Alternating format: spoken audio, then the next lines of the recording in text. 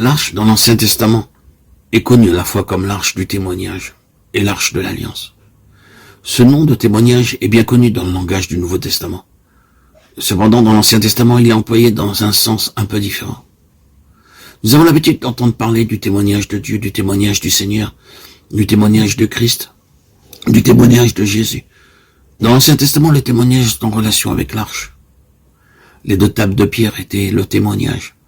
Les tables du témoignage furent placées dans l'arche, et cette arche est devenue l'arche du témoignage.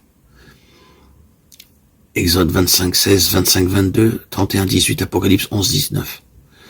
L'arche fut placée derrière le voile, et ainsi ce voile a été appelé le voile du témoignage, Lévitique 24, 3. À cause des tables de l'arche et du voile, le tabernacle a été appelé le tabernacle du témoignage. Nombre 1, 50. Le témoignage, c'est la loi.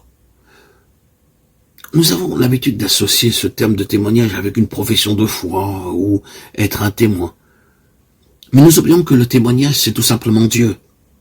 Dans le psaume 119, David déclare qu'il se réjouit d'obéir à Dieu, à ses commandements, ses lois, ses préceptes et ses statuts. Mais il dit aussi qu'il se réjouit de son témoignage.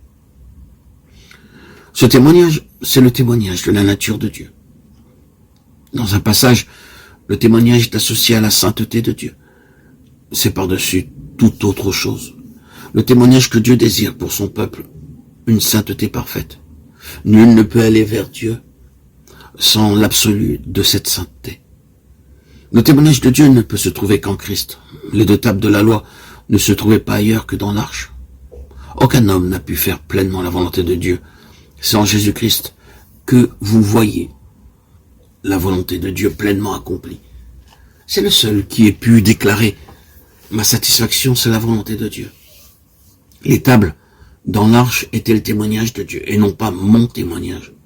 Comment puis-je faire l'expérience d'un tel témoignage? Nous disons que nous sommes des témoins pour Christ. Nous pouvons être témoins en étant unis à Christ, en laissant sa volonté travailler en nous et à travers nous.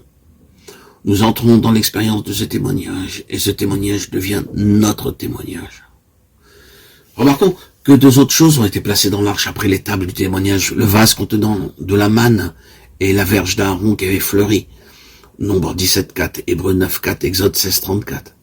Par ailleurs, il est déclaré que la manne et la verge furent placées devant le témoignage. Ce sont les 2 seules choses associées avec le témoignage. C'est comme si Dieu disait à son peuple, sans ces choses, mon témoignage ne peut pas devenir votre témoignage. Nous voyons dans ces choses l'œuvre subjective de la croix, afin de nous rendre capables d'apporter ce témoignage. Ce témoignage, ce n'est pas ce que nous disons pour lui, mais ce que nous sommes en lui.